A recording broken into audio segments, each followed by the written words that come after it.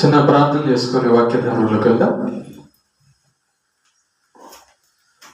పరలోకమందున మా కన్న తండ్రి, నీ యొక్క పరిశుద్ధమైన పాదాలకు నమస్కారం తెలియజేస్తూ ఉన్నాం. మరొక దినాన్ని మాకు అనుగ్రహించినందుకు స్తోత్రాలు తండ్రి. ధ్యానింపబోచున్న వాక్యాన్ని మా ఆత్మీయ జీవితానికి మేలు కలుగునట్లుగా దీవించండి. అభ్యంతరపరచ చూచే సాతాను దురాత్మ చీకటి శక్తుల ప్రభావాన్ని తొలగించండి. నీ పక్షాన నీవు నిలబెట్టుకున్న నీ దాసునైన నేను అల్పజ్ఞుడను, పాపిని, నిష్ప్రయోజకుడను, బలహీనుడను. కేవలం నీ ప్రేమ, నీ కృప చేత మాత్రమే నీవు నిలబెట్టావు. మా అందరితో మాట్లాడి నీ నామమునికి మహిమ తెచ్చుకోమని క్రీస్తు యేసు పేరిట ప్రార్థిస్తున్నాం తండ్రి, ఆమేన్. ప్రేమైన దేవుని పిల్లరా, పోయిన వారాల్లో ఒకసారి మనము ఒక పాఠాన్ని నేర్చుకున్నాం. మొదటి పాఠంగా అదేంటంటే పరలోకంలో ఉండడానికి ట్రైనింగ్. పరలోకంలో ఉండడానికి ట్రైనింగ్ అనే పాఠాన్ని మొట్టమొదటి భాగంగా మనం నేర్చుకున్నాం. అయితే ఆ యొక్క భాగంలో పరలోకంలో ఉన్నటువంటి సాతాను ఎలాగైతే తోసివేయబడ్డాడో, దేవుడు చెప్పినట్టుగా బ్రతకక ఉన్నందువలన వాడు పరలోకం నుంచి తోసివేయబడ్డాడు. మొట్టమొదట పరలోకంలోనే ఉండేవాడు, కానీ పరలోకం నుంచి తోసివేయబడ్డాడు. కనుక దేవుడు ఏం చేశాడంటే ఒక ప్రణాళిక పెట్టాడు. మనుషులను డైరెక్ట్ గా పరలోకంలోనే కాకుండా భూమి మీద పుట్టించి ఆ మనుషులు పరలోకంలో ఎలాగా బ్రతకాలో, ఎలాగా ఉండగలరో దాన్ని ఒక గ్రంథంగా మన ముందు పెట్టి ఇచ్చాడు. అదే బైబిల్. ప్రేమ దేవుని బిడ్డలారా, పరలోకం అనేది చాలా చిన్న విషయం కాదు. పరలోకం వెళ్ళడం అనేది కూడా చాలా సులువైన పని ఏం కాదు. ఈ యొక్క విషయాన్ని యేసు ప్రభు మాట్లాడుతూ లూకా సువార్త 13వ అధ్యాయము 24వ వచనంలో ఒక మాట అంటున్నాడు ప్రభు. చూద్దాం. లూకా సువార్త 13వ అధ్యాయము 24వ వచనంలో ఆయన ఈ మాట అంటున్నాడు. ఏమంటున్నాడంటే, ఆయన వారిని చూచి ఇరుకు ద్వారమున ప్రవేశింప పోరారుడి, అనేకులు ప్రవేశింప చూతురు కానీ వారి వలన కాదని మీతో చెప్పుచున్నాను. సరే, ఇరుకు ద్వారమున ప్రవేశింప పోరాడుడి. పరలోకం అనేది మనం ఏదో అనుకున్నట్లుగా ఊరికినే దొరికేది కాదు అని దేవుడు చెప్తూ ఉన్నాడు. పరలోకం అనేది పోరాడి పోరాడి సంపాదించుకోవాల్సిందంట. పోరాడితే గాని ఆ పరలోకానికి మనం చేరలేమంట. ఏం పోరాటం? ఎవరితో పోరాటం? ఏం పోరాటం? ఎవరితో పోరాటం అంటే ముగ్గురితో పోరాడాలి ఈ భూమి మీద. మనం పరలోకం వెళ్ళాలి అంటే ముగ్గురితో పోరాడాలి. మొట్టమొదటిదిగా సాతాను, దయ్యములు ఒకటి. రెండవదిగా ఈ సాతాను ఎవరి లోపల ఉంటాడో వాళ్ళందరూ కూడా పరలోకం వెళ్ళే వారికి అడ్డుగా ఉంటారు, అభ్యంతరాలుగా ఉంటారు. మొట్టమొదటిగా పరలోకం వెళ్ళే వారిని అడ్డగించేది సాతాను, వాని యొక్క అనుచరులైన దురాత్మలు. నెంబర్ 1.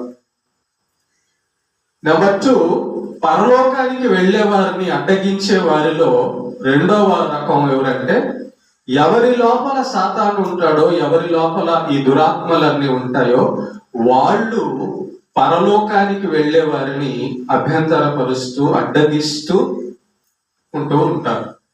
2. మరి ఇక మూడోది ఎవరు అంటే, మూడోది ఎవరో కాదు, మన శరీరమే. మన సొంత శరీరము పరలోకానికి వెళ్ళడానికి ఇది ఒప్పుకోదు.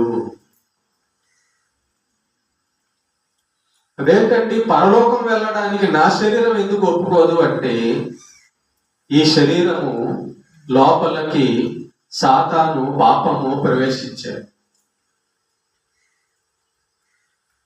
పుట్టినప్పుడు ఉన్నటువంటి గుణం మనకు పెద్దయినప్పుడు లేదు. పుట్టినప్పుడు మనకి ఎవరి మీద అసూయ లేదు, ద్వేషం లేదు, పగ లేదు, క్రోధం లేదు, కోపం లేదు, ఏమీ లేదు. కానీ ఈ రోజున చూడండి, మనకు మనుషులతో ఎన్ని గొడవలు వచ్చాయి, మన శరీరము ఎన్ని పాపాలు చేసింది.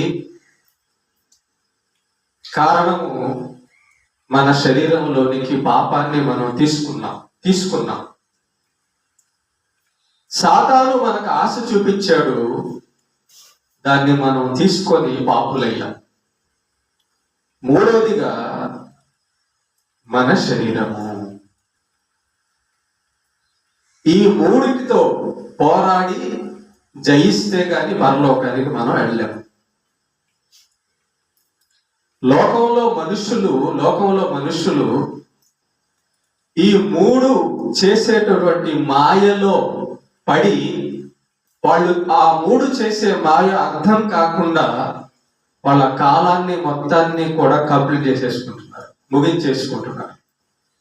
ఎలా సాతాను మోసం చేస్తున్నాడంటే, సాతాను ఎవరిలో ఉన్నాడో అలాంటి మనుషులందరూ ఎలా మోసం చేస్తున్నారంటే,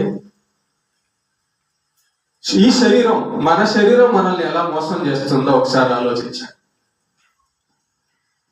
ఉదయం లెగిసిన కానించి రాత్రి పడుకునేదాకా మన ఆలోచన, మన ఆశ, మన పని దేని మీద ఉందో ఒకసారి ఆలోచించండి.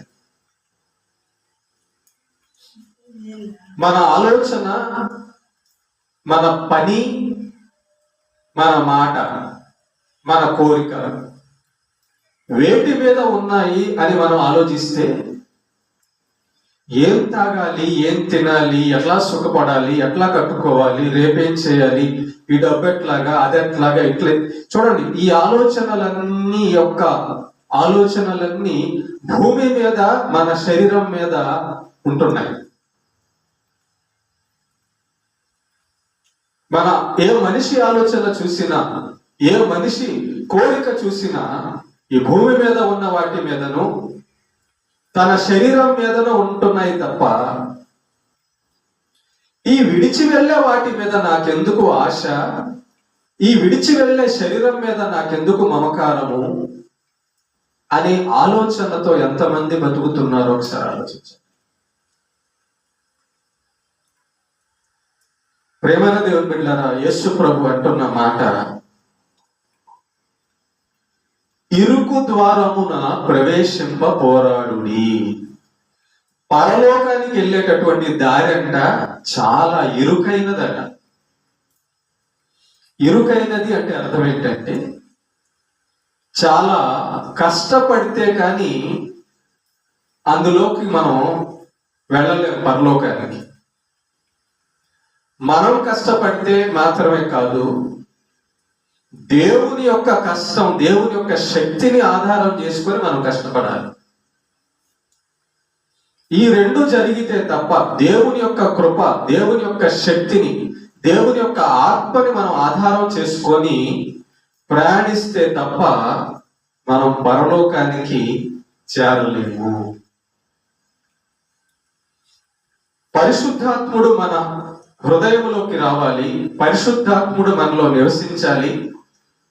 నివసిస్తున్న ఈ యొక్క పరిశుద్ధాత్ముడు మనల్ని ప్రతిదినము దినదినము ఆ పరలోకపు మార్గంలో తీసుకెళ్తుండాలి. మన జీవిత కాలంలో దేవుడిచ్చిన ఈ కాలం మొత్తం మీద, దేవుడిచ్చిన కాలం అయిపోయే టయానికి మనం ఎలా ఉండాలి అంటే, యేసు ప్రభు వస్తే రైట్, నువ్వు పరలోకానికి సిద్ధపడిపోయావు అనే రకంగా ఉండాలన్నమాట. అది సిద్ధపడ్డావు అంటే.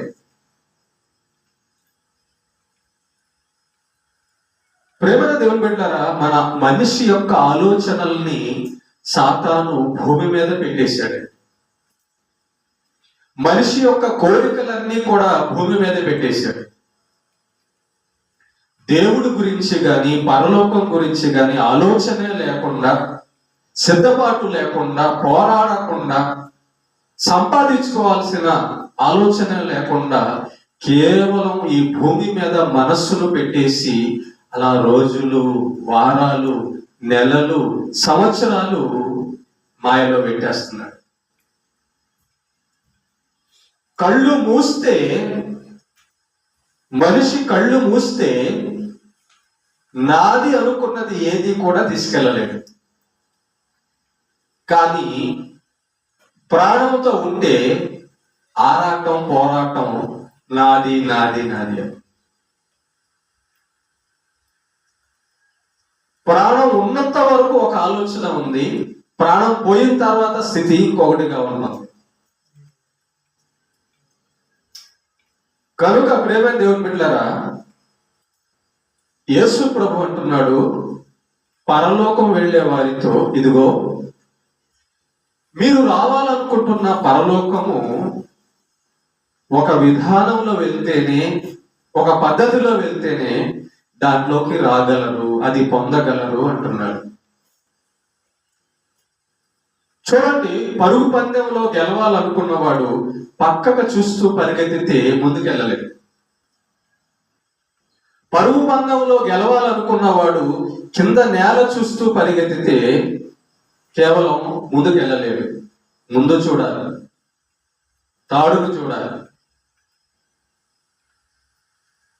యేసు ప్రభు దగ్గరికి చాలా మంది వచ్చారు, కానీ పరలోకానికి వెళ్ళడానికి కొద్ది మందే వచ్చారు. యేసు ప్రభు పరలోకపు అధిపతి అని, యేసు ప్రభు సృష్టికర్త అని, యేసు ప్రభు ద్వారానే పరలోకానికి చేరగలము అని గుర్తించిన వాళ్ళు, కనుగొన్న వాళ్ళు మాత్రమే యేసు ప్రభు యొక్క పరలోకానికి వెళ్ళడానికి ఆయన ఏమేమి ఇచ్చాడో వాటిని వాడుకుంటారు.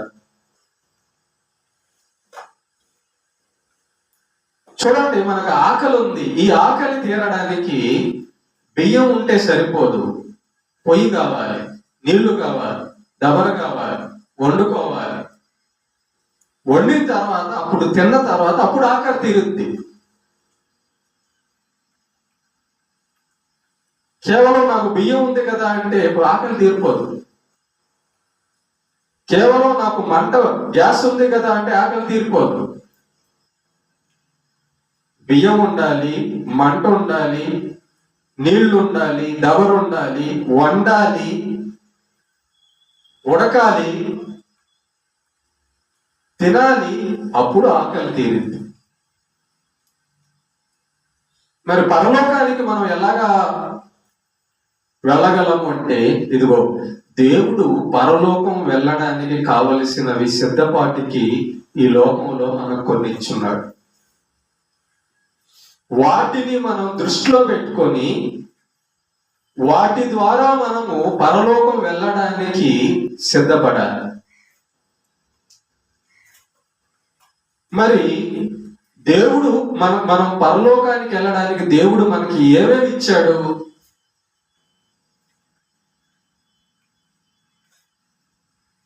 ఎప్పుడైనా ఆలోచించారా? నేను పరలోకానికి వెళ్ళాలనుకుంటున్నామే కానీ పరలోకం వెళ్ళడానికి దేవుడు మనకేమేమి ఇచ్చాడు? ఎలా వెళ్ళాలి? ఏం చెయ్యాలి దానికి? అయ్యా, నన్ను పరలోకం తీసుకెళ్ళిపో అంటే ఊరికి నేను దేవుడు తీసుకెళ్ళిపోడు. దేవుడు చెబుతున్నాడు, ఒక విధానం ఉంది పరలోకం వెళ్ళడానికి. పోరాటం అంట. ఏ పోరాటము? సాతానుతో పోరాడాలంట ముందు పరలోకం వెళ్ళాలంటే. భూమి మీద సాతానుతో పోరాడుతున్నారా? అసలు వాడు కనబడ్డాడా మీకు? అసలు వాడు అర్థమయ్యాడా? అసలు వాడి ఆలోచన ఇదని మీకు అర్థమైందా? వాడు వాడు వాడు ఇదిగో ఇలా ఉంటాడు, వాడు ఇలా చేస్తాడు, వాడు ఇలా మాట్లాడతాడు, వాడు ఇలాంటి ఆలోచనలు ఇస్తాడు అని అర్థమవుతుందా? అర్థం కాలేదండి. భూమి మీద ఉన్న మానవ లోకం పాపములో పడిపోవడానికి కారణము డాక్టర్లు ఎతకలేకపోయారు, శాస్త్రవేత్తలు ఎతకలేకపోయారు, ఏ మానవుడు ఎతకలేకపోయాడు. కనపడ్డవాడు. సాతాను కనబడే పని అయితే పట్టుకోవచ్చు వాడిని, కానీ వాడు కనబడ్డే. చూడండి ఒకసారి, కనబడకుండా అదృశ్యంగా ఉన్న దుష్ట శక్తి మానవులందరినీ ఏ విధంగా పాపములో చెడులో ముంచేసిందో చూడండి. బాంబులు వేసుకొని చచ్చిపోతున్నారండి దేశాలు. తాగి తన ఒంటిని పాడు చేసుకుంటున్నారండి చాలా మంది. తప్పులు చేస్తూ తమ కుటుంబాలు పాడు చేసుకుంటున్నారండి చాలా మంది. దీని వెనకాల ఉన్నది ఎవరు? వాడే. మనిషికి అర్థం కాకుండా,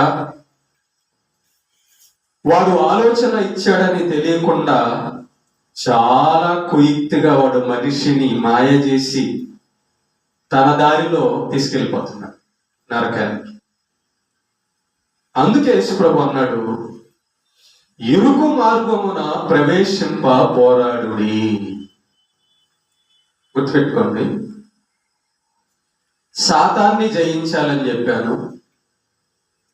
సాతాను ఎవరి లోపల ఉంటాడో వాళ్ళని జయించాలని చెప్పాను. సాతాను ఎవరి లోపల ఉంటాడో వాళ్ళని జయించడం అంటే ఏంటంటే, ముందు సాతాను గురించి తెలుసుకుందాం. గుర్తుపెట్టుకో, బైబిల్ సాతాను గురించి ఏం చెబుతుంది అంటే, సాతాను అబద్ధికుడు అంటుంది. సాతాను అబద్ధికుడు అంటుంది. వాడు ఏమేమి అబద్ధాలు చెప్పాడు? దాన్ని కనిపెట్టగలిగిన వాళ్ళే ఇది సాతాను మాట అని కనిపెట్టగలరు. అబద్ధాలు ఏమేమి ఉన్నాయో మీకు తెలుసా? లోకంలో అబద్ధాలు ఎన్ని రకాల అబద్ధాలు ఉన్నాయో, ఏవేవి అబద్ధాలో వాటిని గుర్తిస్తే సాతాన్ని పట్టుకోగలం.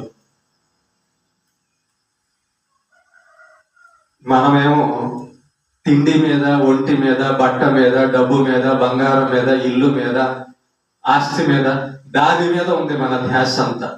ఇక వాడిని ఆడబట్టుకుంటాం మనం.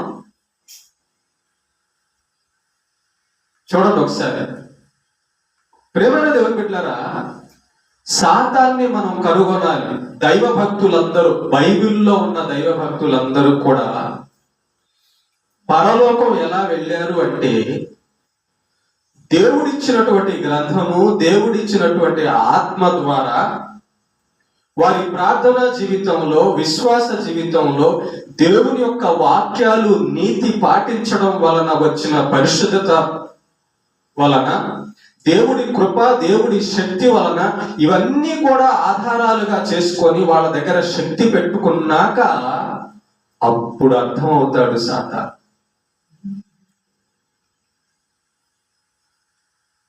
అంత సింపుల్ గా వాడు అర్థమయ్యే పని అయితే అందరూ పట్టుకుంటారు వాడిని, అందరూ వాడిని తెలుసుకునేవాళ్ళు, అందరూ నీతిమంతులుగా ఉండేవాళ్ళు. అందరూ పాపులుగా ఎందుకుంటున్నారంటే, అందరూ సాతాన్ని కనిపెట్టలేకపోతున్నారు, అందరూ సాతాన్ని గుర్తించలేకపోతున్నారు. కాబట్టి అందరూ పాపములో పడిపోతున్నారు. యేసు ప్రభు ఒక్కడే పరిశుద్ధుడు ఈ లోకానికి వచ్చి. యేసు ప్రభు ఒక్కడే సాతాన్ని జయించాడు. ఒక మనిషి సాతాన్ని కనుగొనాలి అంటే, ఒక మనిషి సాతాన్ని జయించాలి అంటే యేసు ప్రభు యొక్క శక్తి కావాలి. నంబర్ 1, నీ లోపల యేసు ప్రభు యొక్క శక్తి ఉందా? అప్పుడే సాతాన్ని కనిపెట్టగలవు, అప్పుడే సాతాన్ని నువ్వు గుర్తించగలవు. లేకపోతే వాడు మాటలు, వాడి ఆలోచనలు, వాడు నిన్ను తీసుకెళ్తున్న విధానం నీకు అర్థం కానే కాదు. ఒకసారి ఆలోచించండి. నేను ప్రతి దినం లెగవంగానే ఈరోజు పరలోకం వెళ్ళడానికి కావలసింది కొంత నేర్చుకున్నాను, పరలోకం వెళ్ళడానికి కావలసింది కొంత సిద్ధం చేసుకున్నాను అని ఈ జీవితంలో ప్రతిదినం గడిచిపోతుందా? లేకపోతే అదంతా మర్చిపోయి తినడం, తాగడం, ఆరోగ్యం, ఆ డబ్బు, అది ఇది ఈ ఆలోచనల్లో మన టైం అంతా గడిచిపోతుందా? ఒకసారి ఆలోచించు. మన మైండ్ మొత్తం కూడా లోక సంబంధమైన, శరీర సంబంధమైన వాటి మీద పెట్టేసి పరలోక సంబంధమైన వాటి మీద ఉంచకుండా మాయ చేయడమే వాడి ప్లాన్. దీన్ని ఎంతమంది కనిపెడతారు? అందుకే భక్తులు ఏమన్నారంటే, భక్తులందరూ కూడా ఈ లోకం అంతా కూడా వ్యర్థమైంది అనే మాట వాడారు. ఈ లోకం వ్యర్థమైందని ఎప్పుడు వాళ్ళకి తెలిసింది? ఈ లోకంలో సాతాను ఉన్నాడని వాళ్ళకి తెలిసినప్పుడు. ఈ లోకం వ్యర్థమైందని ఎప్పుడు తెలిసింది? దేవుడి గురించి వాళ్ళకి అర్థమైనప్పుడు, పరలోకం వెళ్లాల్సిన విషయం అర్థమైనప్పుడు, ఇది అల్పకాల జీవితం అని అర్థమైనప్పుడు, ఈ శరీరం అల్పకాలమైందని అర్థమైనప్పుడు, ఈ లోకంలో ఎంత సంపాదించినా మనం తీసుకెళ్లేమని అర్థమైనప్పుడు, ఈ లోకంలో ఏ బంధాలు కూడా శాశ్వతం కాదు అని అర్థమైనప్పుడు వాళ్ళకి అర్థమైంది ఏంటంటే సత్యం. ఓహో, దేవుడిచ్చిన వాక్యము ద్వారా, ఆత్మ ద్వారా సత్యాన్ని కనుగొని పరలోకానికి అడ్డగిస్తున్న సాతాను యొక్క తంత్రాలు కనుగొని మనం జాగ్రత్త పడాలన్నమాట. పరలోకానికి ప్రయాణం మొదలు పెట్టిన వాడికి ఇక గొడవే ఉంటదండి భూమి మీద. పరలోకానికి ప్రయాణం మొదలు పెట్టిన వాడికి గొడవే ఉంటుంది. ఒక చిన్న ఉదాహరణ చెప్తాను, జాగ్రత్త వినండి. ఒక చిన్న ఉదాహరణ చెప్తాను. లోతు భార్య, లోతు ఇద్దరు కూతుర్లకు దేవుడు చెప్పాడు, వెనక్కి తిరిగి చూడకుండా వెళ్ళిపోమని. వెనక్కి తిరిగి చూస్తే చచ్చిపోతారని చెప్పాడు దేవుడు దేవదూత ద్వారా. చూడండి, లోతు పరిగెడుతున్నాడు, లోతు ఇద్దరు కూతుర్లు పరిగెడుతున్నారు. లోతు భార్య కూడా వెళ్తూ వెనక్కి తిరిగి చూసి ఉప్పు స్తంభం అని అక్కడే అయిపోయింది. వెనక్కి తిరిగి చూసింది అన్నమాట. తన జీవితం, తన ఉన్న స్థలం వైపు, తన ఆచారాల వైపు, తన పనుల వైపు, తన ఊరి వైపు చూసింది. దేవుడు చూడొద్దన్న దాని మీదకి. ఆమె ఆలోచన, ఆమె ఆశ, దేవుడు దేన్నైతే చూడొద్దన్నాడో దాని వైపు, ఉప్పు స్తంభం అయిపోయి. ప్రేమైన దేవుని బిడ్డలారా, పోరాడకపోతే మనం దయ్యాన్ని కనిపెట్టలేము.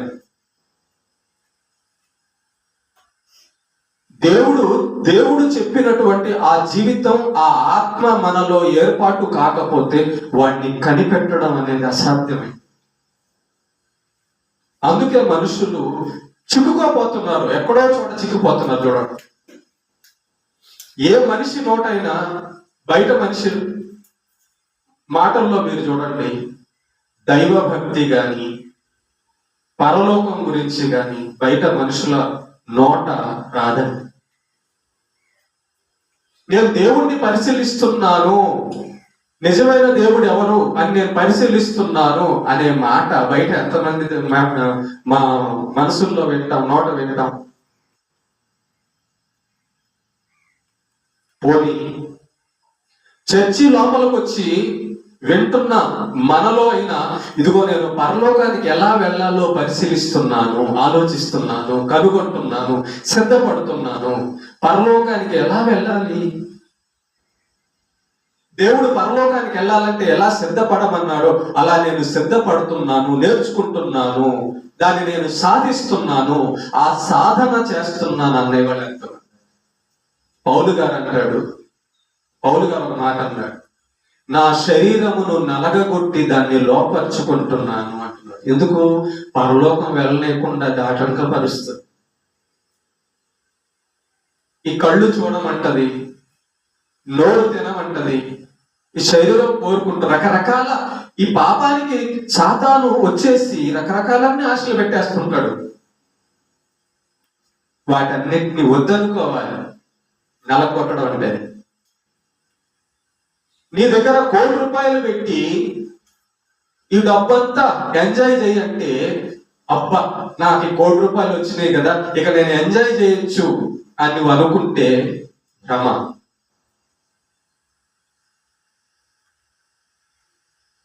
సాతాన్ని గుర్తుపట్టినోడు ఏమంటాడు తెలుసా? ఈ డబ్బా నేను పరలోకం వెళ్ళాలయ్యా, పరలోకం వెళ్ళడానికి ఉపయోగిస్తా కావాలండి. ప్రేమగా దేవుని బిడ్డలారా గుర్తుపెట్టుకోండి, ఒకడు పరలోకం వెళ్ళాలంటే క్రీస్తు స్వరూపంలోకి మారాలి. గలతీ 4:19 ఆ మాట ఉంటది, క్రీస్తు స్వరూపం. క్రీస్తు స్వరూపం అంటే ఏంటి? పరలోకంలో క్రీస్తు ఉంటాడు, పరలోకంలో దేవుడు ఉంటాడు. ఆయన గుణ లక్షణాలు మనకు కూడా రావాలి. ఎందుకంటే పరలోకంలో కదా మనం ఉండబోయేది. ఒక చిన్న ఉదాహరణ మీకు చెప్తాను, బాగా అర్థం కావాలి. ఏ కులం వాళ్ళు ఆ కులంలో కలుస్తారు. ఏ కులం వాళ్ళు ఈ లోకంలో ఆ కులం కాళ్ళని పెట్టుకుంటారు. అవునా కదా? ఏ కులం వాళ్ళు ఆ కులం కాళ్ళని పెట్టుకుంటారు, ఆ కులం వీధి పెట్టుకుంటారు. పరలోకంలో ఉండే వాళ్ళందరూ కూడా పరిశుద్ధులు. దేవుని పిల్లారా, పరలోకానికి వెళ్ళడానికి కావలసినప్పుడు పరలోకంలో దేవుడు ఎలాగైతే గుణలక్షణాలు కలిగి ఉంటాడో ఆ గుణలక్షణాలని మనం భూలోకంలోనే సంపాదించుకుంటేనే కానీ పరలోకంలో మనం జీవించలేమండి. దేవుడు కోరుకున్నటువంటి స్వరూపము, దేవుడు కోరుకున్నటువంటి ఆ యొక్క గుణ లక్షణాలు భూమి మీద మన దగ్గర లేకపోతే పరలోకానికి మనకు అర్హత ఉండదు.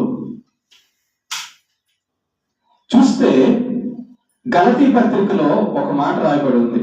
గలతీ పత్రిక 5వ అధ్యాయము, గలతీ పత్రిక 5వ అధ్యాయము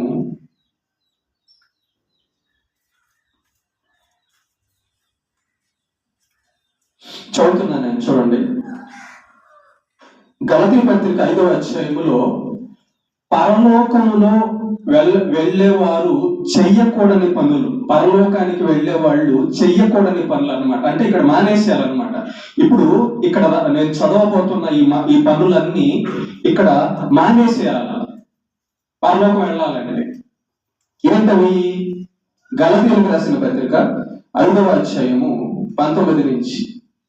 అవేవనగా జారత్వము, పెళ్లి కాకుండా వ్యభిచారం చేయడాన్ని జారత్వం అంటారు. అపవిత్రత అంటే ఈ యొక్క దేహం దేవుడిది, ఈ యొక్క దేహం దేవుడిది, ఇది దేవుని యొక్క దేహం అని దీన్ని పవిత్రంగా ఉంచుకోకుండా అపవిత్రంగా ఉంచుకోవడం.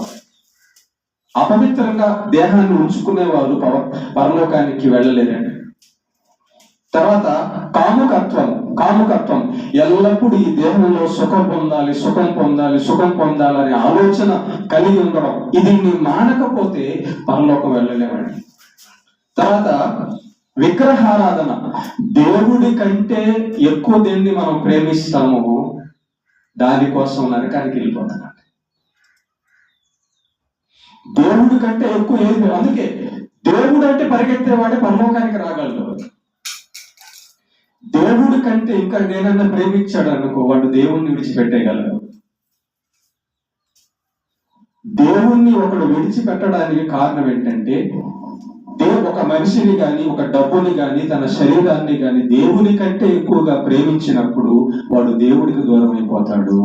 కాబట్టి విగ్రహారాధన అంటే దేవుడి కంటే ఎక్కువగా దేన్ని ప్రేమించిన అలాంటి వాళ్ళు పరలోకానికి సిద్ధపడలేరు.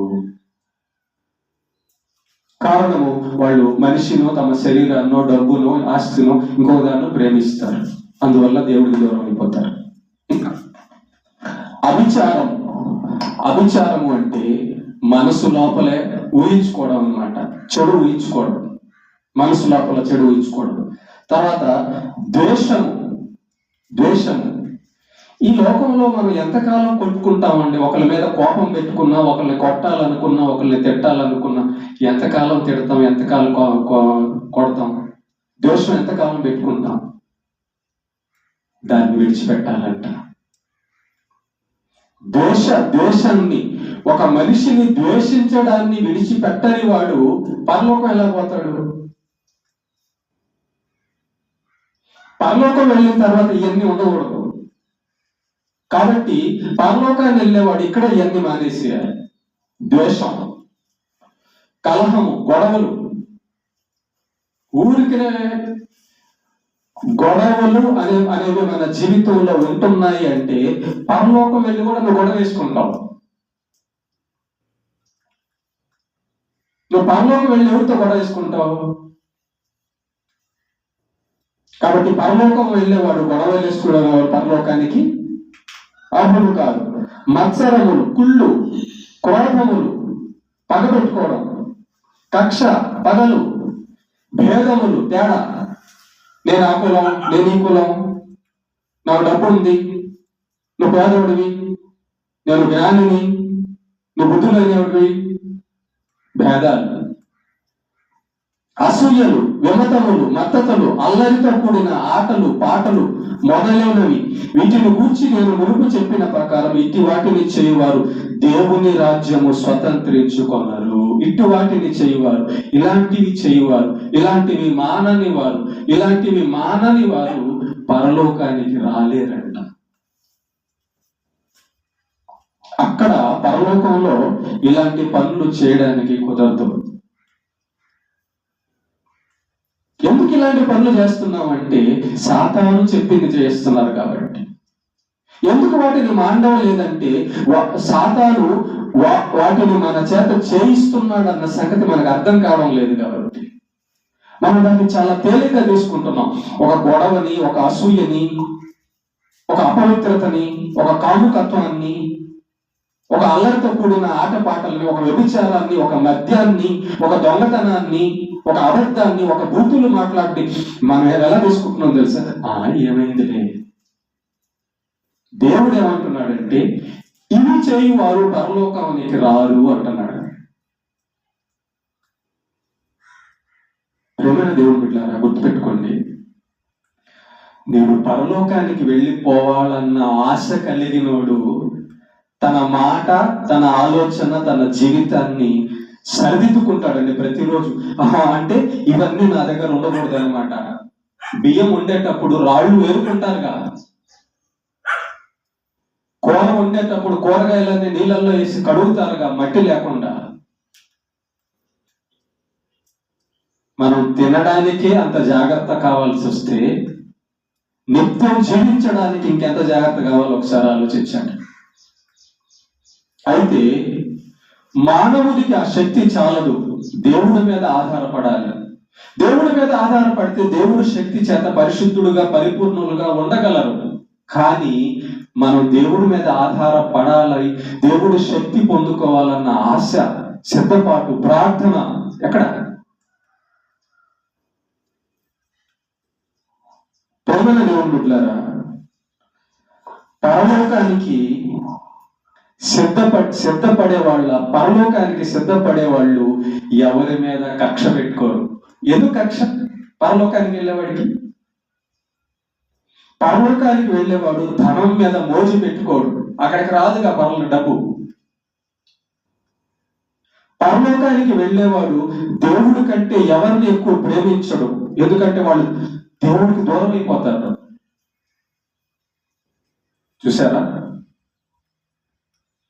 ఇన్ని సంగతులు పరలోకానికి వెళ్ళడానికి మనకు ఉంటుండగా మనం పరలోకానికి వెళ్ళే జీవితం గురించే అసలు ఆలోచన లేకుండా, సిద్ధపాటు పడకుండా సాతాను గడు ఎంత మోసం చేస్తున్నాడు చూడండి ఒకసారి.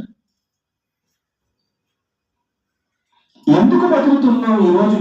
నీ మదిలో ప్రశ్నించుకో, నీ మనసులో ప్రశ్నించుకో. ఈరోజు నువ్వు ఎవరి కోసం బతుకుతున్నావు? ఎందుకోసం బతుకుతున్నావు? నిన్నటి వరకు బతికిన బతుకులో ఏం సాధించావు? ఏం సంపాదించావు? ఏం తీసుకొని వెళ్తావు? ఒక్కసారి ప్రశ్నించుకో. నిన్నటి వరకు నేను ఎలా బతికాను? దేనికోసం బతికాను? రేపటి నుంచి దేనికోసం బతకాలనుకుంటున్నాను? రేపటి నుంచి నేను ఏం సంపాదించాలని బతకాలనుకుంటున్నాను అని ఒక్కసారి ప్రశ్న వేసుకుంటే జవాబు దొరుకుతుంది నీకు. నీ జీవితం మీద నీకు ఆలోచన, ప్రశ్న రావాలి. నేను ఎవరి కోసం బతుకుతున్నాను? ఎలా బతుకుతున్నాను? ఎందుకు బతుకుతున్నాను? నా సృష్టికర్త ఎవరు? నేను చనిపోయిన తర్వాత దేన్ని సంపాదిస్తాను? నేను బతికిన ఈ బతుకుకి నాకేం జీతం వస్తుంది? దేవుడు ఎలా బతికితే పరలోకం ఇస్తానన్నాడు? ఆ కొలత పెట్టుకో. కూరగాయల మార్కెట్కి వెళ్ళి కేజీ రాయి పెట్టి ఇటుపక్క కూడా కేజీ కూరగాయలు పెట్టిన తర్వాత తూకం తీసుకుంటాం.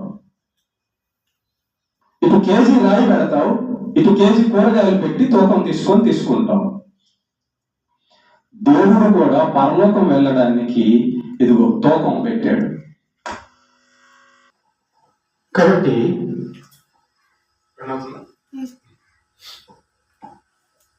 నీ జీవితం పక్కన దేవుని యొక్క మాట కొలత పెట్టుకొని బతుకు.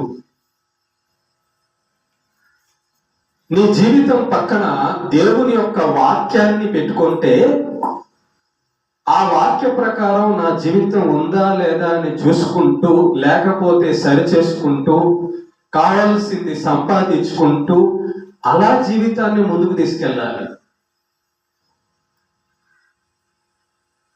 ఈ శరీరానికి తిండి, ధనము, బట్టలు కావాలి, కానీ అవి ఇక్కడ శాశ్వతం కాదు. సాతాను మనల్ని మోసం చేయకుండా, ఆందోళనలో పడేయకుండా ఉండాలి అంటే మన గమ్యము, మన ఆలోచన యేసు వైపు ఉండాలి. ప్రేమ కాబట్టి ఈ లోకంలో ఉన్న ఈ బ్రతుకు గురించి ఎవరు చెప్పరు. ఏ కాలేజీల్లో చెప్పడు, చేసిన దేవుడు మాత్రమే చెప్తాడు. చూడండి, డాక్టర్ చదువుల్లో దేవుడి గురించి ఉండదు, కలెక్టర్ చదువుల్లో దేవుడి గురించి ఉండదు, లాయర్ల చదువుల్లో దేవుడి గురించి ఉండదు. దేవుని గురించి ఉండేది మాత్రం దేవుని విద్యలోని, బైబిల్లోనే. మన బ్రతుకులన్నీ కూడా దేవుడిచ్చినటువంటి కాలం కనుక పోరాడాలి. దేని కోసం పోరాడాలి తెలుసా? దేనికోసం?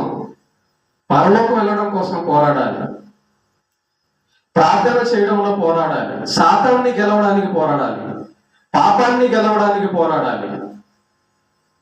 ఎవరైతే సాతాన్ని గెలుస్తారో, పాపాన్ని గెలుస్తారో, తమ శరీరాన్ని కంట్రోల్ చేసుకుంటారో, తమ నోటిని బూతులు రాకుండా, అబద్ధాలు రాకుండా కంట్రోల్ చేసుకుంటారో, సిద్ధం చేసుకుంటారో, పవిత్రంగా తమ దేహాలని, ఆత్మలను సిద్ధం చేసుకుంటారో, అది సిద్ధపాటు పోరాటం అంటే. అది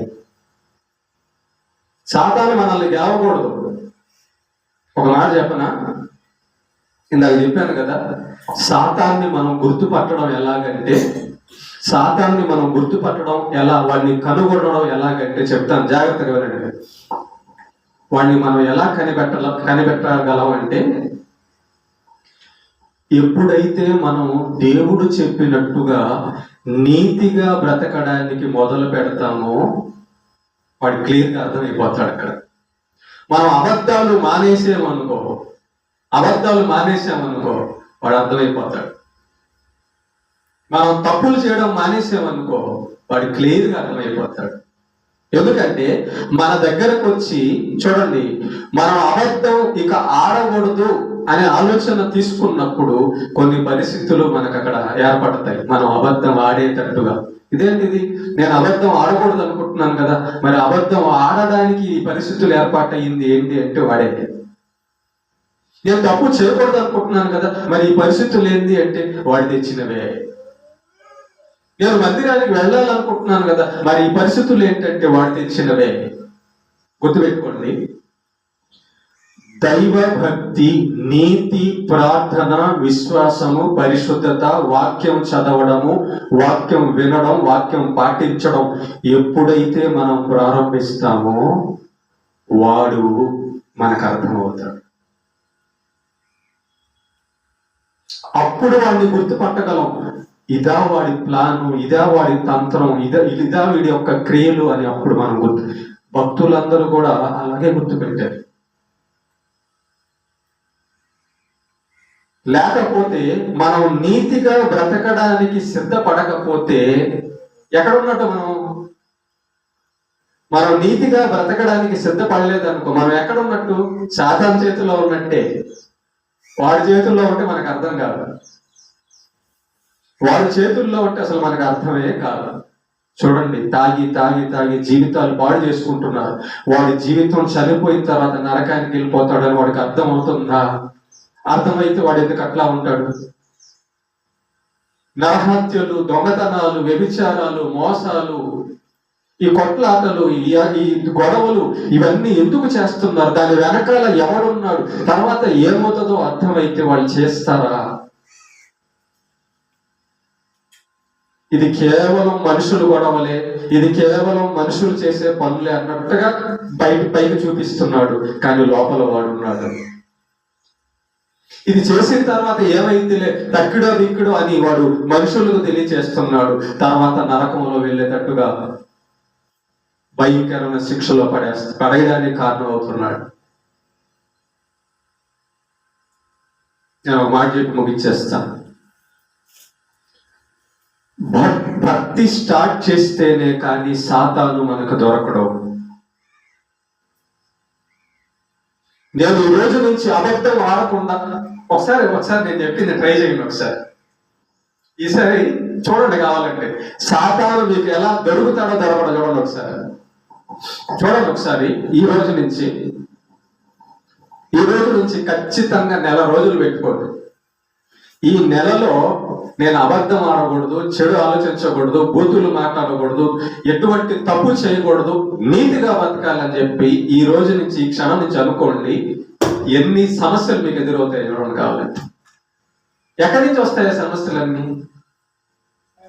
వాడి దగ్గర నుంచి. చూడండి, ఒకసారి ట్రై చేయండి. సాతాను మీకు అర్థం కావాలి అంటే నిజం చెప్పడం మొదలు పెడితే సాతాను అర్థమైపోతాడు.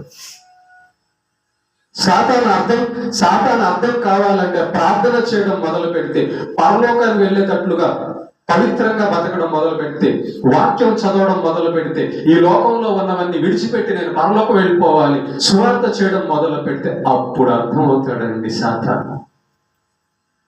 అప్పుడు దాకా నీకు అర్థం కానే కాదు. చూడు, ఒకసారి ట్రై చేయి. పాస్టర్ గారు అంటున్నారు సాతాను ఉన్నాడు, దెయ్యం ఉన్నాడని అంటున్నారు. ఇది నిజమా కాదా అని ఒకసారి ట్రై చేయి. ఈ రోజు నుంచి ఆ జీవితం ప్రారంభించి చూడు. నీకు ఆటంకాలు రాకపోతే వాడు లేడని అర్థం, ఆటంకాలు వస్తే వాడు ఉన్నాడని అర్థం. కానీ ఒక విషయం గుర్తుపెట్టుకో,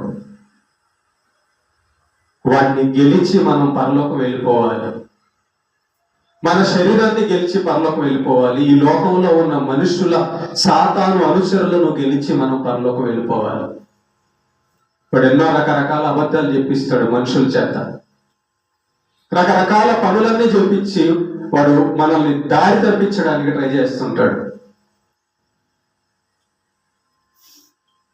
ప్రేమైన దేవుని బిడ్డలారా, యేసు ప్రభు ఆ యొక్క గొప్ప లోకాన్ని మనకి ఇవ్వడానికి 2000 సంవత్సరాల క్రితం ఈ లోకానికి కలవరి శిలువలో బలయ్యాడు. ఆయన శరీరం, రక్తం మనకు అవసరం వచ్చింది కాబట్టి ఇచ్చాడు, లేదంటే మనకు దొరికేది కాదు. వాక్యం ఇచ్చాడు, పరిశుద్ధాత్మను ఇచ్చాడు. ఇవన్నీ ఉపయోగించుకోవాలా, ప్రార్థనా జీవితాన్ని ఏర్పాటు చేసుకోవాలా, కట్టుకోవాలి. మన జీవితాన్ని మనం కట్టుకోవాలి.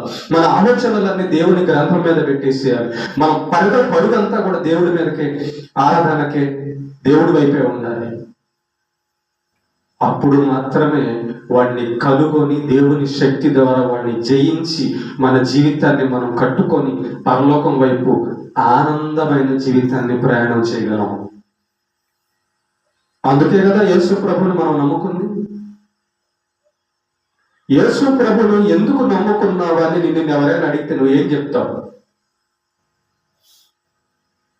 పరలోకం కోసం అని నువ్వు కానీ చెబితే, ఆ పరలోకం వెళ్ళడం కోసం నువ్వేం చేస్తున్నావు? ఆలోచించండి. అమ్మ ఏం చేస్తున్నావు అంటే కూర వండుతున్నా. కూర వండడానికి ఏం చేస్తాను? కూర వండడానికి ఏం చేయడం లేదమ్మా, ఖాళీగా కూర్చో ఉన్నా. కూర అవుతుందా? అవదు. కూర వండాలనుకుంటున్నా కానీ ఖాళీగా కూర్చున్నా. కూర అవుతుందా? అవదు. పరలోకం వెళ్ళాలనుకుంటున్నావు, కానీ ఖాళీగా కూర్చుంటే పరలోకం వెళ్తావా? వెళ్ళలేవు. పరలోకం వెళ్ళడానికి సిద్ధపాటు పడాలి. ఆ ట్రైనింగ్ ఇక్కడే పూర్తి చేయాలి. మనం పరలోకానికి సిద్ధపడకుండా పరలోకం పోలేము.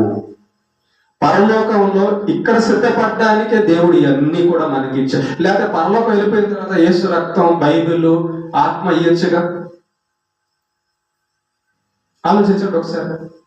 ఇక్కడ ఎందుకు ఇచ్చేసాడు అన్ని? ఇక్కడే సిద్ధపడాలి కాబట్టి.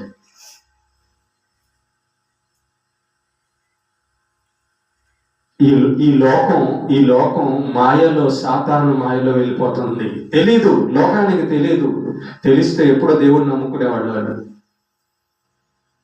తెలిస్తే ఎప్పుడో ఎన్ని విడిచిపెట్టేసేవాళ్ళు, ఆ చెడు జీవితం విడిచిపెట్టేసేవాళ్ళు. దేవుడి గురించి తెలిస్తే, దయ్యం గురించి తెలిస్తే ఆ చెడు జీవితాన్ని విడిచిపెట్టేవాళ్ళు. ఆ చెడు వెనకాల, పాపం వెనకాల ఈ లోకం వెళ్తుందంటే అర్థం ఏంటో తెలుసా? వాళ్ళు మాయలో ఉన్నారు. శరీరాశ, నేత్రాశ, జీవపటము మాయలో ఉన్నారు. ఏమా? కనుక గుర్తుపెట్టుకోండి. ఈ రోజు నుంచి ఇది ట్రై చేయండి. దేవుడు చెప్పినట్టుగా నీతిగా బతకడం అనేది ట్రై చేస్తే ఒక గొప్ప విషయాన్ని మీరు అర్థం చేసుకుంటారు. పాస్టర్ గారు చెప్పిన వాక్యంలో సంగతి నిజమే. మీరు అబద్ధం చెప్పడం మానేసేయండి, బూతులు మాట్లాడడం మానేసేయండి, దురాలోచనలు మానేసేయండి, పాపం చేయడం మానేసేయండి. అక్కడి నుంచి మీ జీవితంలో రకరకాల పరిస్థితులన్నీ ఎదురవుతాయి. అప్పుడు దేవుని శక్తిని, ప్రార్థనని, వాక్యాన్ని, దేవుడి శక్తిని మనం ఎరగగలను. అలాగే దయ్యం శక్తిని కూడా మనం ఎరగగలం. అప్పుడు మనకు అనిపిస్తుంది నిజమే. అప్పుడు అనిపిస్తుంది మనకు నిజం, అవును. అక్కడి నుంచి మన మనస్సు పరలోకం వైపు, దేవుడి వైపు ప్రయాణించేస్తుంది. నువ్వు ఆ స్టాండ్ తీసుకోనంత వరకు, నేను నీతిగా బతకాలి, దేవుడు చెప్పినట్టుగా బతకాలి అనే నిర్ణయం తీసుకోనంత వరకు నీకు నిజాలు అసలు అర్థం కానే కావు. ఎందుకంటే చూడు, మన అన్నం కావాలి, డబ్బులు కావాలి, అది కావాలి, ఇది కావాలి, ఈ ఆలోచనలో ఉన్నాం. కానీ నేను నీతిగా బతకాలి, ఒకసారి పరలోకం వెళ్ళాలంటే ఇట్లా నీతిగా బతకాలంట కదా, దేవుడు అర్థం కావాలంటే నీతిగా బతకాలంట కదా, దయ్యం అర్థం కావాలంటే నీతిగా బతకాలంట కదా అనే ఒక అడుగు పెట్టి చూడు. నీకు దయ్యం అర్థం అవుతాడు, దేవుడు అర్థం అవుతాడు, నీ జీవితం కూడా అర్థమైపోద్ది, నువ్వు ఎలా ఉన్నావు నీకు అర్థమైపోద్ది. అప్పుడు దేవుడు కాళ్ళు పట్టుకొని, ప్రభువా నేను ఇంత మాయలో ఉన్నానా, ఇంత పాపంలో ఉన్నానా, ఇంత దారి తప్పి ఉన్నానా, నా కోసం నువ్వు ఇంత చేసావా, ఈ పిచ్చి లోకాన్ని నేను ప్రేమిస్తున్నాను, ఇంతకాలం నేను ఇలా కాలం వేస్ట్ చేశానా అని అప్పుడు పశ్చాత్తాపడి నిజమైన ధ్యాన మనస్సు, విరిగి నలిగిన మనస్సు వస్తుంది. అప్పుడు బైబిల్ విలువైనదిగా, దేవుడు విలువైనోడుగా, పరలోకం విలువైనదిగా, నీతి విలువైనదిగా, భద్రత, రక్షణ దేవుడి వల్లనే వచ్చేదిగా నీకు అర్థమవుతుంది. ఈ అడుగు పెట్టనంత వరకు జీవితం అర్థం కాదు. ఓకే, ట్రై చేయండి, అడుగు పెట్టండి, నీతిలో అడుగు పెట్టండి, నీతిగా బతకడానికి అడుగు పెట్టండి. ఆ అడుగు పెట్టడంలో దేవుడు అర్థమవుతాడు, దయ్యం అర్థమవుతుంది, నీ జీవితం కూడా సార్థకం అవుతుంది. ప్రతి కష్టం వెనకాల దేవుడు ఉంటాడు, గుర్తుపెట్టుకోండి. అయితే నీతిగా బ్రతికే ప్రతి వాడికి సాతాను అడ్డొస్తాడు, చెడు అడ్డొస్తుంది, కానీ దేవుడు తోడుగా ఉంటాడు. దేవుడు యొక్క తోడు ఉంటుంది. సాతాను కంటే దేవుడు గొప్పోడు, మనిషి కంటే దేవుడు గొప్పోడు. కనుక దేవుని యొక్క శక్తి నిన్ను కాపాడుతుంది.